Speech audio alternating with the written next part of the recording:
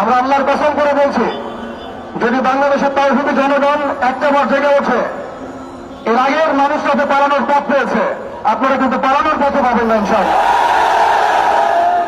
আমরা উগ্রতার পথ বেছে নেব না, আমরা শান্তির পথ বেছে নেব ঠিকই, আমরা ধৈর্য দেবো ঠিকই, কিন্তু আর কতজন ভাই মারা গেলে আমাদের হুঁশ ফিরবে? আর কতজন ভাই মারা গেলে আমাদের হুঁশ ফিরবে? আমরা আমাদের ঊর্ধ্বতন কর্তৃপক্ষকে বিনয়ের সাথে অনুরোধ করব, যারা বিরোধ করে আমাদের মুসলিম ভাইদেরকে এভাবে রাস্তার মধ্যে কুপিয়ে হত্যা করেছে, জবাই করেছে, এরকম নৃশংস শয়তানি এবং সন্ত্রাসী কর্মকাণ্ডের তীব্র নিন্দা এবং প্রতিবাদ জানানোর পাশাপাশি আমরা এর উপযুক্ত বিচার দাবি করি। এখানে অনেক মুরব্বীকেরাম আছেন, আমি ছোট মানুষ, বেশি কথা বলতে যাচ্ছি না।